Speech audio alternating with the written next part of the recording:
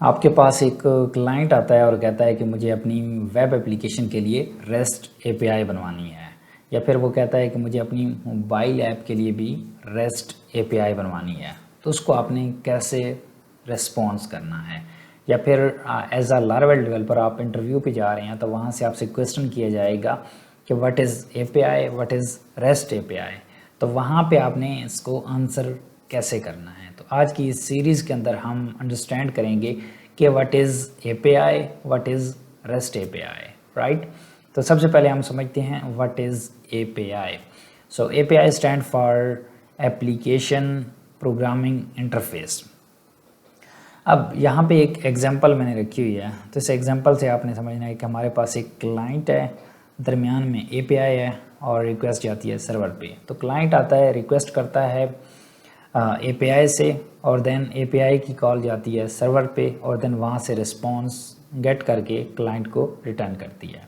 अगर इसकी मैं एक लेमैन एग्जांपल दूँ तो उसके अंदर ये है कि आपके पास एक कस्टमर है जो रेस्टोरेंट पे जाता है और वेटर को ऑर्डर देता है। देन वेटर होटल के अंदर जाता है और वहाँ से जो भी वो ऑर्डर करता है वो लेके आता है, और देन उस क्लाइंट या कस्टमर को पास कर देता है। तो अब जो दरमियान में वेटर है वो एक एपीआई का काम कर रहा है, मतलब दो चीज़ों को आपस में जोड़ रहा है। This is called API. अब रेस्ट एपीआई क्या है?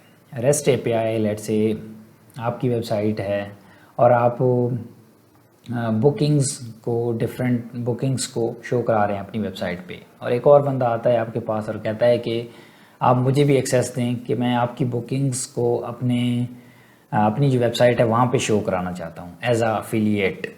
तो उस केस में आप क्या करेंगे, आप उसको डायरेक्ट अपनी डेटाबेस की एक्सेस नहीं देंगे कि आप वहाँ से आइटम्स को रिट्रीव कर लें, बट आप उसको एक एपीआई बना के देंगे, एक एंड पॉइंट होगा, और देन वो एंड पॉइंट एक सिक्योर होगा। ये नहीं है कि वो किसी और के साथ शेयर कर दे तो वो भी उस एपीआई के थ्रू उसको एक्सेस कर सकता है। वो सिर्फ उसी क्लाइंट के लिए होगा। उसके लिए आप क्लाइंट के क्रेडेंशियल्स यानी उसके टोकन के थ्रू मैनेज करेंगे, चेक करेंगे कि क्या ये वही कस्टमर है जिसने आपसे रिक्वेस्ट की थी कि वो अपनी बुकिंग शो कराना चाहता है, देन आप उसको एक्सेस देंगे।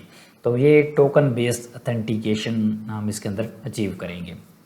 सो ये ओवरऑल हमारी सीरीज़ है जिसके अंदर हम लर्न करेंगे कि रेस्ट एपीआई क्या होती है, हम किस तरह से बिल्ड कर सकते हैं यूजिंग लारावेल, और लारावेल के अंदर हम सिक्योर रेस्ट एपीआईज बना सकते हैं, और ये काफ़ी ज़्यादा आसान है। अब इस सीरीज़ के अंदर हम क्या क्या कवर करेंगे, तो सबसे पहले हम जिस तरह से हमने इंट्रोडक्शन को डिस्कस किया है हमारा कवर हो चुका है। देन है नेक्स्ट हम एक फ्रेश लारावेल का प्रोजेक्ट बनाएंगे, और जिस तरह से हमारे पास लारावेल 12 लेटेस्ट वर्जन चल रहा है तो उसके अंदर हम लारावेल 12 का प्रोजेक्ट बनाएंगे।